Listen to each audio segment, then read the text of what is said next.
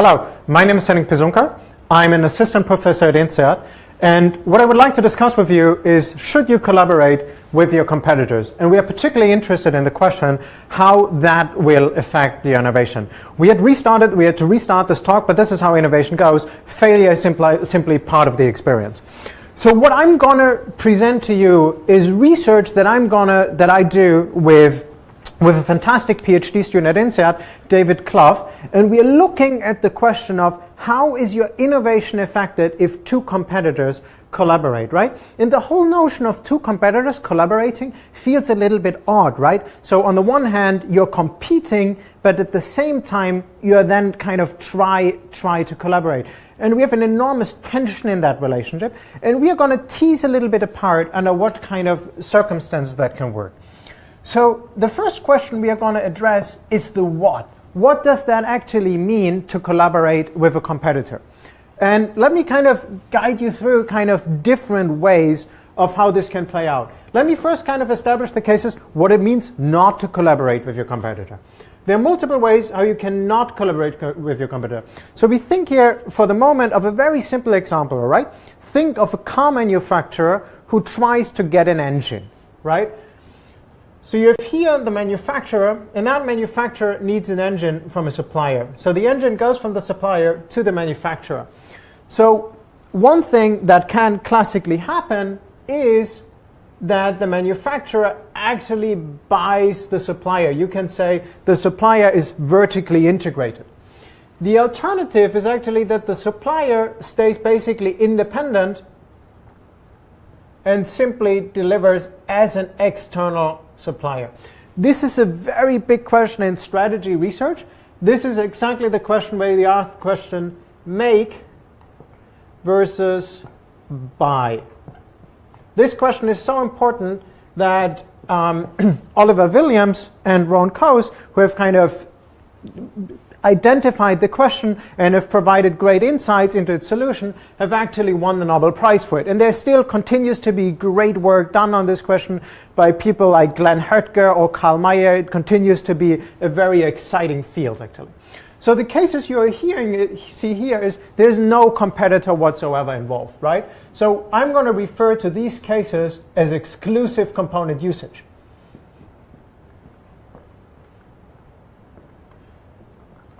So component being simply, right, the engine in the case, right? Like that is some kind of widget or some kind of component you're buying. And it's exclusive because that manufacturer who's using it is really the only one who's using that particular component.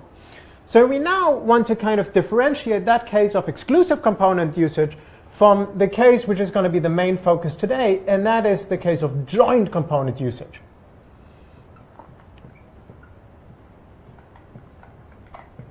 So you can already see where we are going with this.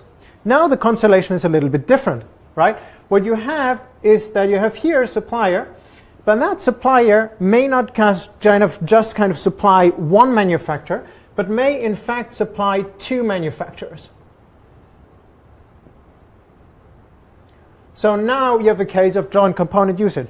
And a little bit kind of reflecting what we just saw here, where the supplier is vertically integrated, what you might have, right, is that this company actually owns the supplier, right? So sticking with the idea of a car manufacturer, the car manufacturer might actually produce the engine internally, but then also supply that engine to another manufacturer who also relies on the same engine. Here we then have the same case, or a similar case of joint component usage, where you actually have a supplier, you have two manufacturers, or even more manufacturers, right? We just taken as example two here. And what you see is that the same supplier provides two manufacturers. So now put yourself into the shoes of a manager. The question is, this is your choice. These are the kind of four things you can do. So that question has been well explored. But the key question is, what do you actually do? Is it better to do joint component usage, or do you want to do exclusive component usage, right? Are you okay if your supplier says, well, you know what, we are also going to supply another competitor? Or if you're that firm and you say, like, you know what, we are building our own engines, are you happy to kind of supply the same to actually another outside firm? And you see, that is obviously a key strategic question. What are you going to do? So let me raise this question kind of with the audience, and maybe you have a guess. What do you think will foster innovation more? We have Erica here on the team who's going to kind of engage a little bit with you during the talk. And it would be great if you could just kind of reach out in the comments and say like, hey, I think joint component usage is going to be better for innovation, or exclusive component usage is better. To be honest, the answer is not evident, so don't be worried about looking stupid, but you will get more out of this if you kind of give it a guess. All right, I'll give you a second. All right, some of you, we need a little bit more. Okay, so one thing which would be great, if you don't, beyond just writing yes or no, you could actually give us an example of this. So maybe you have something like, oh, you see, you know a case where the same manufacturer, where multiple manufacturers which are competing rely on the same supplier. Maybe you can think of an appropriate example.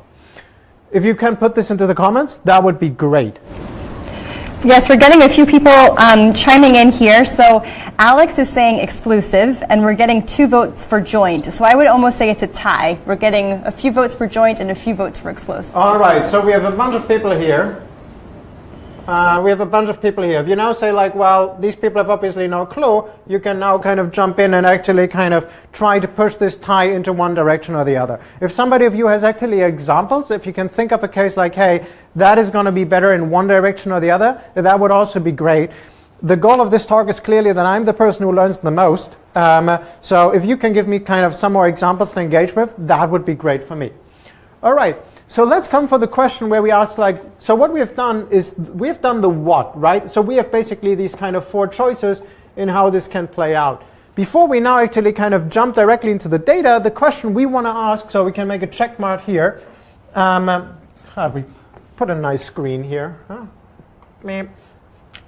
The next question we really want to ask is the why, right? And that is something, if you're interested in management, and if you're still with us, you probably are, that is the key question you should always ask. The what question is very often not so interesting, and is very often super context specific, but what you really want to understand are the underlying mechanisms. Why is it that something may work or something may not work? So let's run through the why a little bit here, all right? So in general, companies become better as they continue to do stuff, okay? The more experience you have in something, the better you get. That is clearly one of the most established findings. In many ways, kind of the Boston Consulting Group has been founded on this kind of very finding. So people have seen this studying, for example, airplanes and ships. The most famous researcher who has done this recently is Linda Ergodi at Carnegie Mellon, who has studied learning curves in all kinds of settings, for example, at pizza kind of production, which is a fantastic work. So what you always see is basically is a curve like that. So if you look at something like time to manufacture or time to costs, you see these kind of curves coming down. We started out with like this kind of stream of research, looked at how much time you need, how expensive it is. But you know, interestingly, people have looked into this in all kinds of different settings. For example, Francesco Gina at Harvard Business School, or Bradley Statz, who actually graduated from Harvard. They have looked at teams of surgeons and how they kind of become better when they're doing actually surgery. And what you see then, if you actually look at the quality, you basically get the reverse, right? So the moment you put not costs here, but you put some kind of element of quality or performance, what you get is the same kind of curve, but it then looks a little bit different, right? You're kind of getting continuously better. And so the question really is, if you think about the joint component usage and the exclusive component usage, right? If we are staying in this realm, are you able to push this up, or do you actually push this down, right? What is gonna happen, right? So let me go a little bit kind of more through the mechanisms.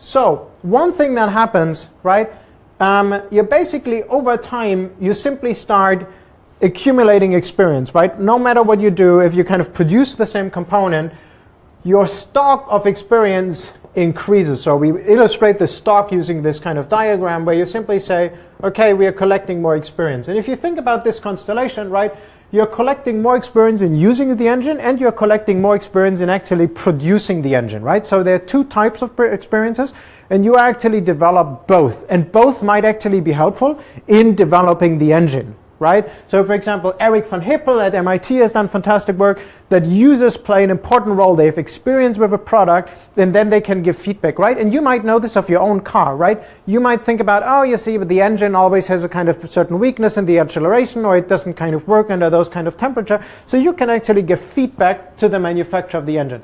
So experience is collected in, and I call this here, using and building or producing the engine.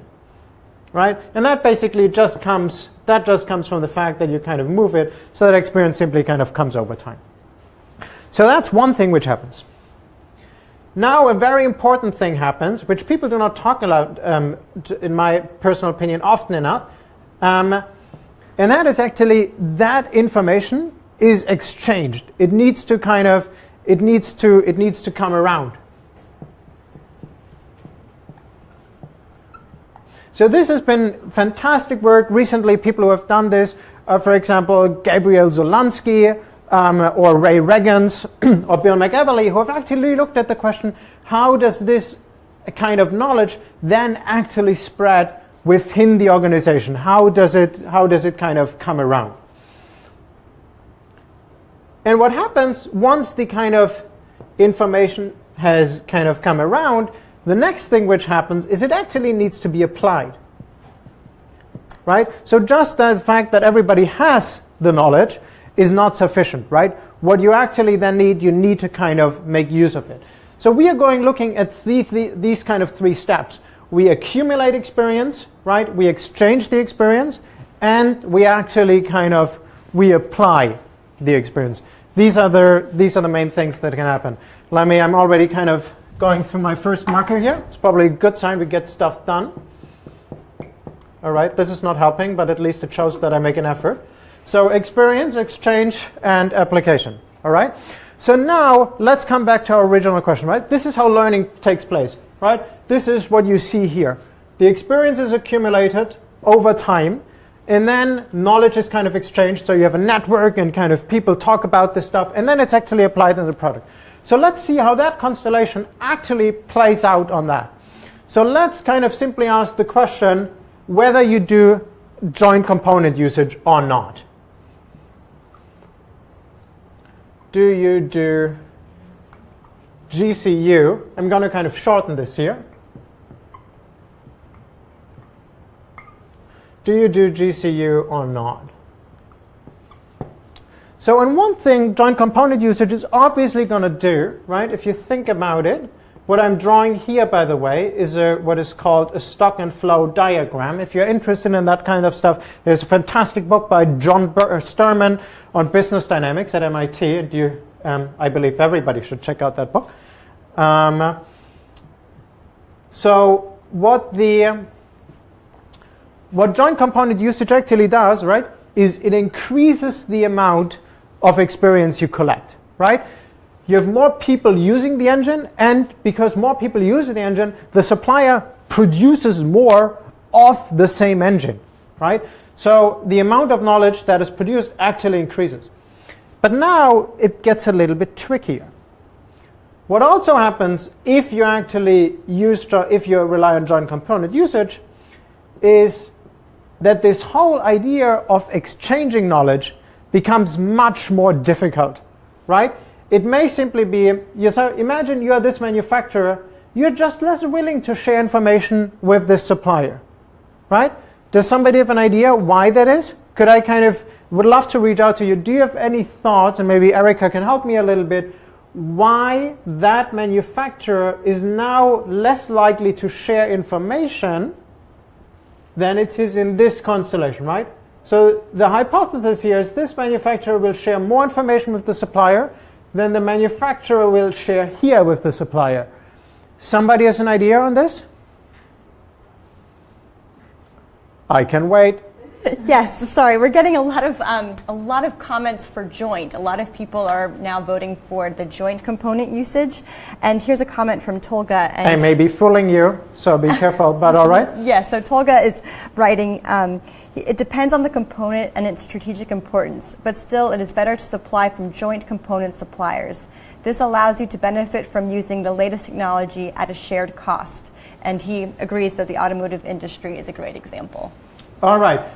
Fantastic arguments here, right? We'll do not come to the question of we'll come to the question whether it's actually helping you or not. But he's pointing us actually to kind of two very important dimensions here, right? The one is cost, right?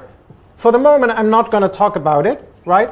I'm an academic. I have the luxury not to worry about costs. I know that this is a real concern, but here I'm simply just focusing on something else. And the other point is, he actually pointed out like innovation, or the way he put it, was kind of latest technology.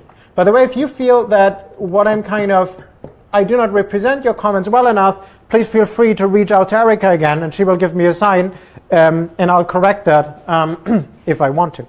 So, does somebody have an idea why this manufacturer might actually be less willing to share information with this supplier than in the case of exclusive usage? Why do you think that could be? Does somebody have an inkling why that manufacturer might kind of share more information with that supplier than that manufacturer shares with this supplier? All right? I'll give you a little bit. Someone, Antonio's written, because he's sharing with multiple suppliers? Nah, he's sharing just with one supplier. I think you're on the right track, but think for a second again, right? We always just talking about a single supplier, but the multiple kind of points you are kind of on the right path. The thing here is that if you actually share information with that supplier, the danger is that that information which you share with your supplier actually finds the way to the other competitor, right?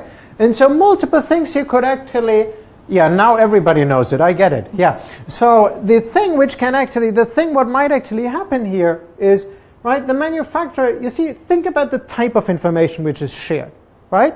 So one piece of information could simply be like, I'm having a problem with the engine. Can you please fix that, right? So now I'm already kind of helping the supplier, but by helping the supplier, I also help my competitor. Not so great. Yeah? All right, so that's simply something I have to take into account. But there's a bigger problem in this, right?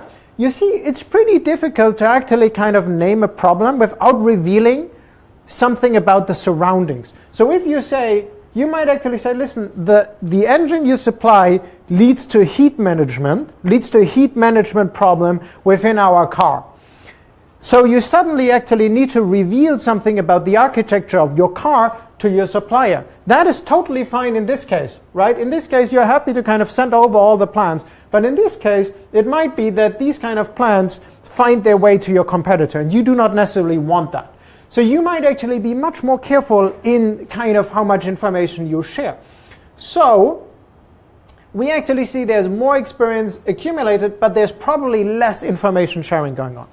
The next thing, and that makes the whole thing a little bit more complicated, is how will joint component usage, right? We are still kind of discussing, do you do GCU or not? Still kind of is the question, to what degree will actually joint component usage affect application? And what we would expect is that joint component usage makes it harder to actually apply. And here's the reason for that. That manufacturer might have a wish in how the engine is supposed to be changed, but that manufacturer might have a completely different wish how the engine is going to be changed. So what you actually have here is a conflict between the two. And so they might both have a good understanding of what's supposed to be changed, but at the end, nothing might get changed because they can't agree on anything, which is good for both of them. All right? So the big problem, if we go back to this here, is the competition between these, right? Which is a tenuous relationship. That might actually ruin the cooperation between each manufacturer and each supplier. So that tension has a negative effect on these kind of relationships, and less information is actually shared. So it actually turns out, in the case, and we have looked at this in Formula 1, and I'm going a little bit more into details, that actually holds true. Everything else equal, joint component usage actually makes you slower. So this curve suddenly doesn't look like that anymore. It actually looks more like that. So the typical Formula One car improves over the course of a season by about 6 kilometers per hour. That's actually a big deal if you think about it, right? So these cars are incredibly fast already, but still over the kind of course of one season, you manage to make them even faster. But if you do joint component usage, you only do about kind of 4.5 kilometers. So it's actually a significant difference if you do exclusive component usage or if you do joint component usage. Right.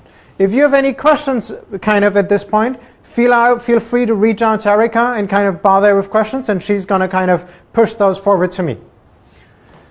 So now we've basically, what we've gone down now is the why. And the why, the way I want you to think about the why is a little bit like a balance, right? So if you think about a balance, right? So balance could either kind of shift in one direction or the other. And on the one side, we have, you collect more experience. This is this argument. But on the other hand, we have actually kind of more difficult coordination and more difficult, I'll call this application. Oh no, excuse me, we have more difficult cooperation and more difficult coordination. So what we would see here is cooperation. So cooperation is one important aspect of the question: to what degree do we want to have the same thing, right? There's fantastic work on this question by Ranjay Gulati at Harvard Business School and Fanish Purnamam at INSEAD. And coordination is how do we actually ensure that we're kind of doing the right stuff to actually get there, right?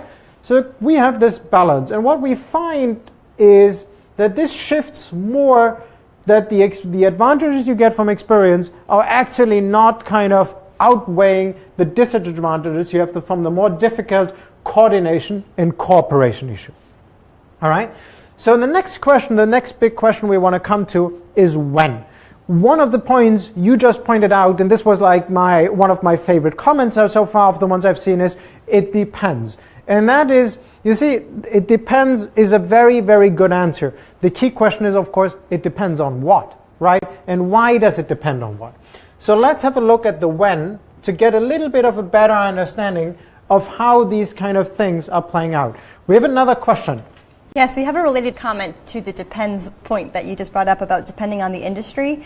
So the question's asking, depending on the industry to which you are supplying the product, is it a standard or proprietary? Your relationship with the manufacturer, collaborative or a transaction relationship?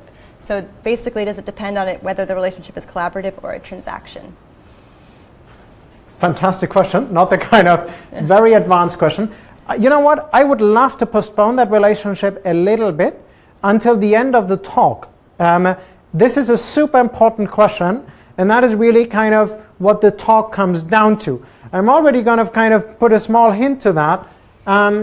We are going to have by the end a nice kind of 2x2 matrix, and I'm gonna talk you through that. And that talk 2x2 at the end will actually answer that very question. But that is the key question it kind of all comes down to, because the question is really not, is this a good thing? But the question is, when should you do it?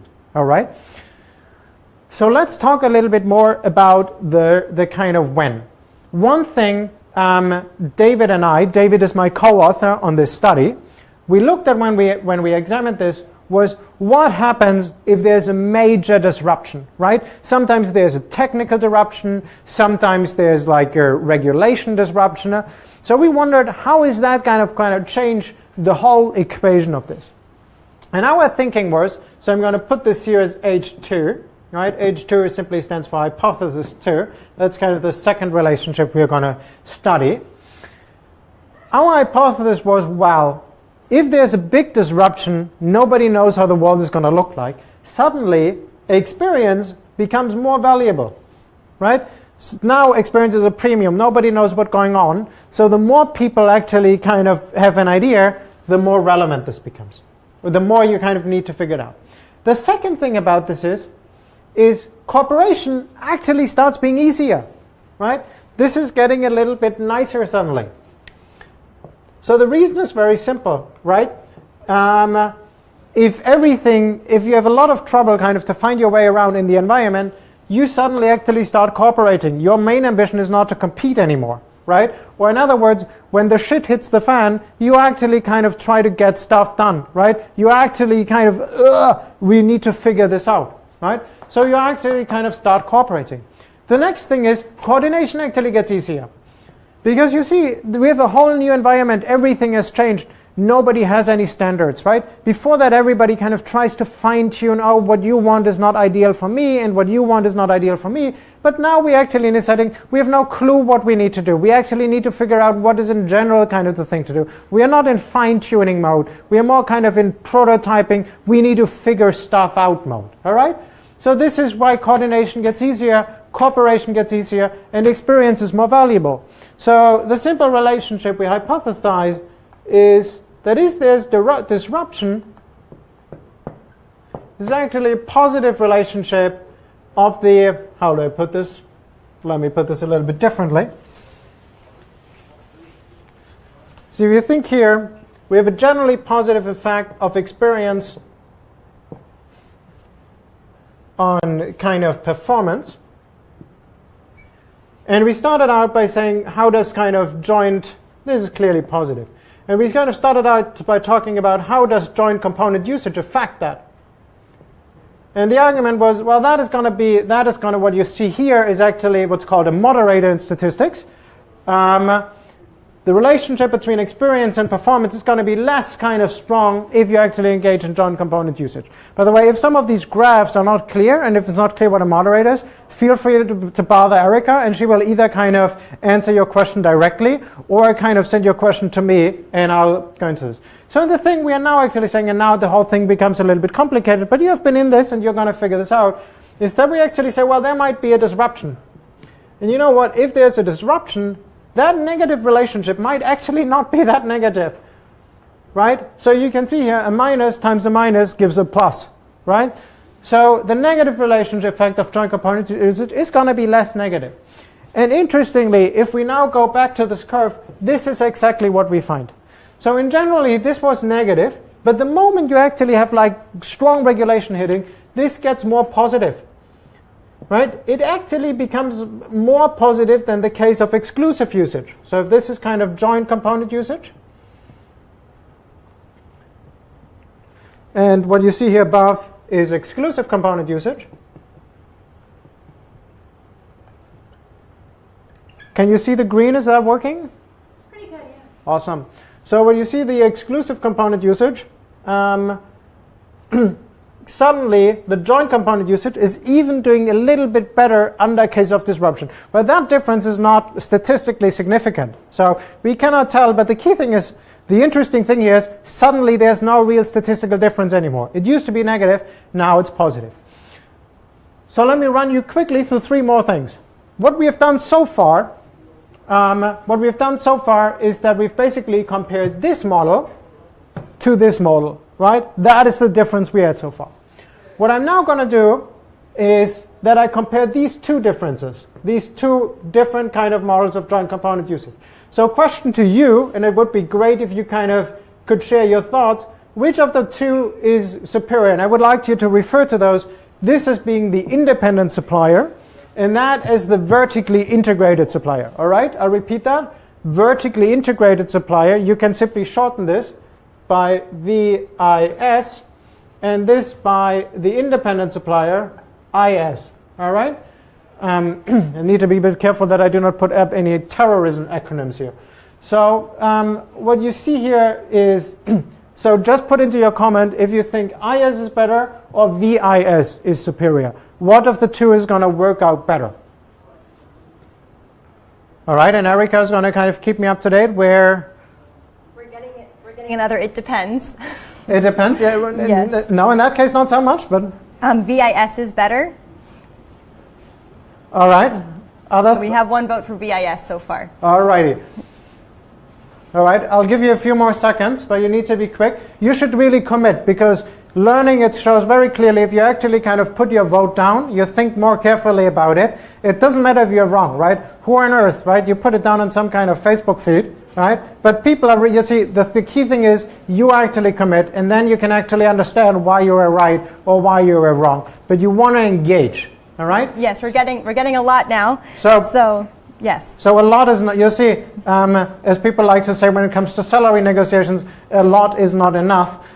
So we put your kind of opinion down. We want to kind of see, are you more in favor of VIS or IS? So Erica, how are we doing here? Yes, we got a comment in from Rob, and he's saying IS is more agile, but we are definitely getting an overwhelming vote for VIS. Aaron just wrote, VIS might be better, but much more expensive. VIS is more reactive from Mick.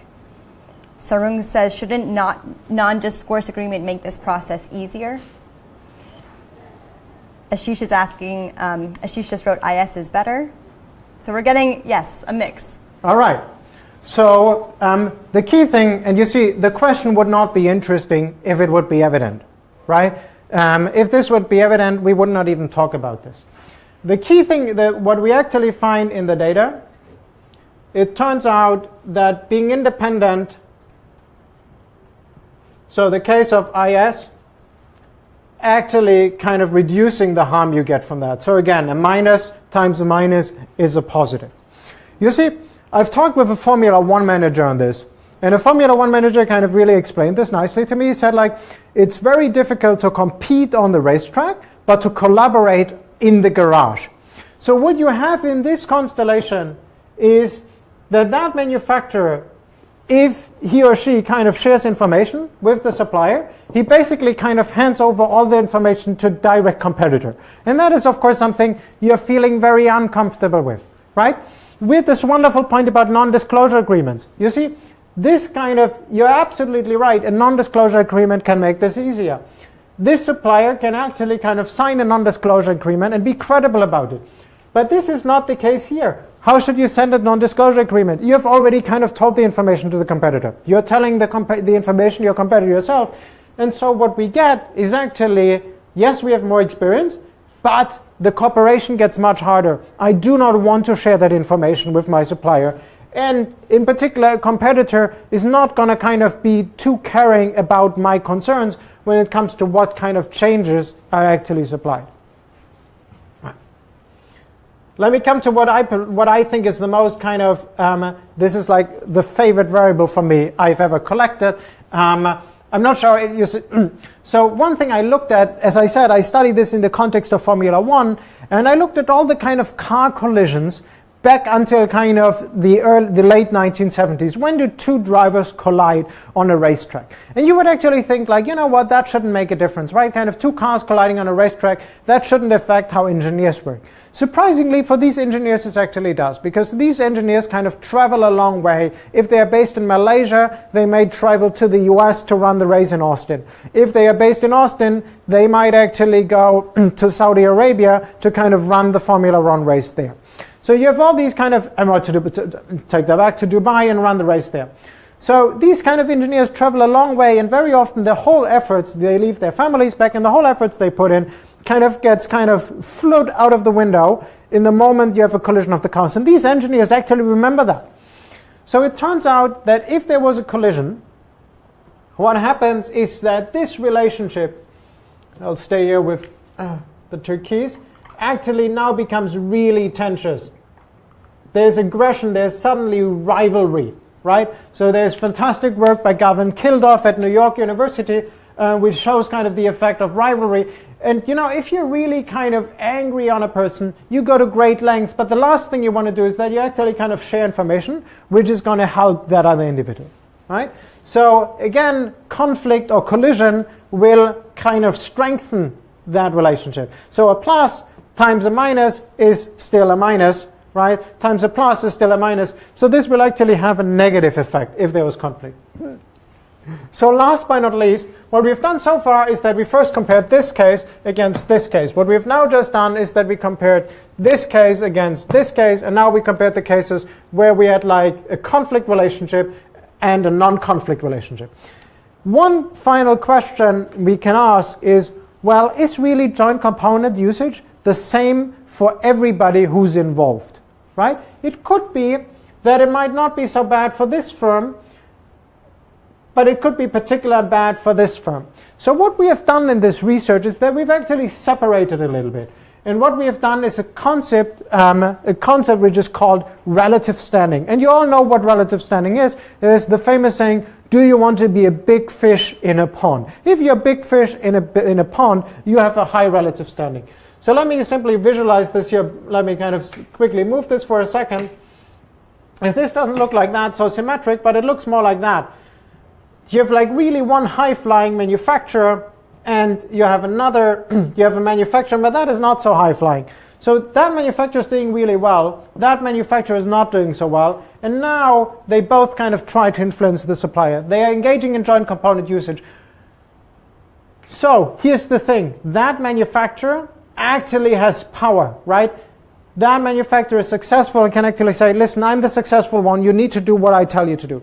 The second thing is that supplier even has an incentive to help that, because the supplier is going to be evaluated based on the best performance which is kind of achieved with the engine the supplier produces. So the supplier will always kind of favor more that manufacturer. So what we're actually getting here is that if you have a high relative standing, the negative effect of joint component usage will actually go down, right? If you are doing well in that constellation, kind of good things will come your way, but not to the other person, right? So relative standing also moderates that. So, and as you can see, we started off with the very kind of simple question, should you kind of collaborate with your, should you collaborate with your competitors? How will this affect your innovation? And what we saw were these different constellations and how you can do this. And we saw here the why as it kind of affects the experience, the willingness to cooperate and the willingness to exchange knowledge, and kind of the challenge to coordinate and then actually apply the knowledge. And that actually now allows me to come back to that 2 by 2. Let me put there, and there's kind of answers here. That answers actually the one question.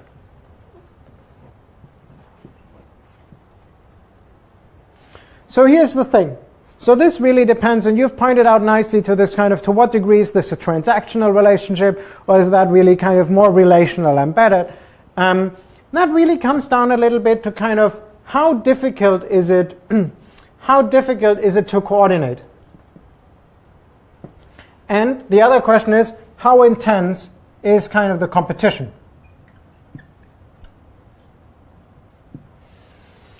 And so let's say the competition is low or high, and let's say the coordination or interdependence is also low or high. So what I discussed here is the case of Formula One.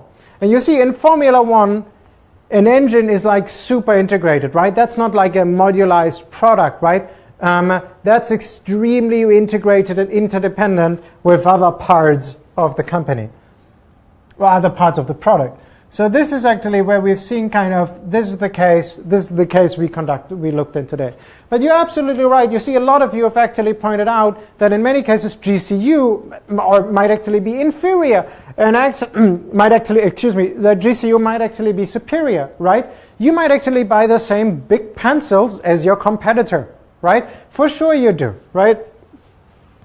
So, because if you actually buy pencils, right, the competition with other firms who buy pencils is not necessarily very intense, and the coordination is fairly low, right? How much is there? It's a total commodity.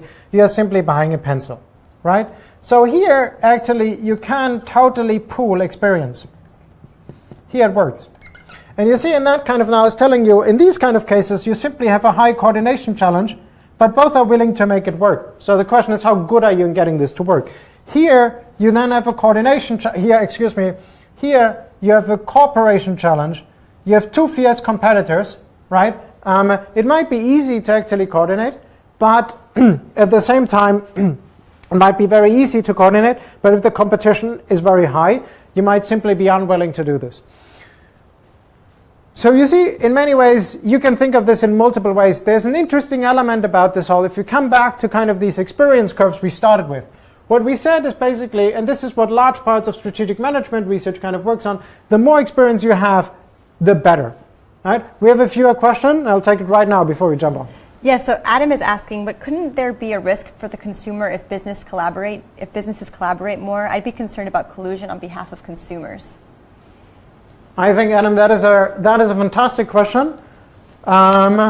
You see, I'm approaching this more kind of from the perspective of an innovation or a strategy scholar, and I'm asking what is good for the firm.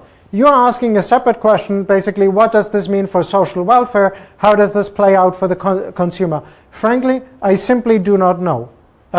In some cases, the two can actually be highly correlated, right? It can be, if you actually succeed in increasing innovation, that it's good for everyone, right? That is an argument you would often hear, hey, let's just make sure that more innovation happens, and then everybody will benefit. However, you could also point out that there might be kind of some collusion agreement, right? You suddenly kind of get less suppliers, you might kind of get stuck in a particular technology. Difficult to say. My focus here is too narrow to actually answer that question. The same, by the way, is true for the other argument you brought. You also ask about the costs. There can be very good reasons why you do this, which is not about the innovation. There's actually a fantastic paper. There's a gentleman at Cass Business School. His name is Paolo Aversa, and he's doing a lot of kind of research on Formula One. This is more generally a very interesting kind of development. What you recently see, if you're into car racing, there's a lot of kind of research at business schools which is kind of looking into this. Sebastian Heflinger, for example, is doing this, Paolo Aversa, Fabrizio Castellucci, Joel Padolny, Gorkan Ertug, Matthew Boughton, Matthew Bothner. So if you have these kind of, if you want to hear more about kind of racing, feel free to put it in the comment. I'm going to put the comments down later on, and you can check out these people's research. You can also simply tweet me about it, and I can kind of put you in contact. So, so one aspect, coming back to the experience curve, the general notion has been, right, the more experience, the better, right? Great thing. Right? This is what we always kind of saying. Somebody walks in and says like, hey, you have 25 years of experience. That's great. So we have this notion of more experience being a good thing. But what can happen here is actually, you see, the very thing we did to collect more experience actually slowed us down. Right? So these companies actually succeed in collecting more experience because the same component is used by more people, but still we are actually collecting less experience. We are actually making less progress. The other thing what it shows you is under what kind of circumstances you can and under what kind of circumstances you cannot collaborate with your collaborators. And so you want to ask the question, are we actually in a kind of environment which got disrupted? Do we gonna kind of, the other question is, how do you want to work with a competitor? Is there some kind of conflict, and what is going to be our standing in that very collaboration? And that kind of gives you a granular understanding of what you want to do and why you want to do it. All right? That would be it. We have some more questions, so if you have any more questions, feel free to reach out. Yes, why don't we just take one or two questions and then we'll wrap up? Excellent. So here's a question from, let's take this one. So it has been said that most industries start with vertically integrated model, be it the computer industry or automobile industry. But it has been seen that eventually these industries have changed to a modular model. So is it always better to start as a vertically integrated, identify the core, and then outsource the modules that are not core? So that is not a question one could just do one talk about. One could actually, there have been probably thousands of PhDs written about this. Your observation is actually true in quite a few industries, right? If you think of the computer industries, there's the famous book by Andy Grove, which talks about the horizontalization of industries, right? You start out with a company like IBM, which does everything, and then does a strategic decision, which people often mock nowadays and say, like, you know what, we let Intel do the microprocessor and Microsoft do the software. We just kind of do the integration work. Too complicated question. So it's very difficult to kind of say this across industries. You need to look this into a particular industry, but in general, you're right. Industries, there's a fantastic book by Carlos Baldwin and Kim Clark from Harvard Business School who are basically looking at how these industries actually become more and more modular. Okay, why don't we just end with maybe one comment, if you want to react to this comment. So let's see. So Yes, so someone's writing, JCU is a leverage. It's a double-edged sword. When shared with common goals and values, it opens up lines of communications. On the other hand, if the JCU is done with things that stay hidden, then it's a severe hindrance. You see, I wish I would be such a good writer as you are. I have nothing really to add to that. That kind of very nicely kind of summarizes this dynamic. Yeah, thanks a lot for your attention. We had a fantastic engagement. I'm very happy about your question. You can of course kind of continue to comment. The other thing you can do is that you actually follow me on Twitter. It's Henning Piezunka on Twitter. So I'll kind of regularly kind of put stuff out there about kind of my research and other people's interesting research. Also, on a side note, if you want to learn more about my research, Harvard Business Review published today an article on crowdsourcing, on a little bit of not on a related topic, but on crowdsourcing, which also in this kind of space of innovation, which I've written together with Linus Dalander, and Erica is going to post the link. So if you want to read a little bit more about what I do, you can also actually check it out online. Thank you so much. I would love to stay in contact, and I look forward to hear from you. Thank you.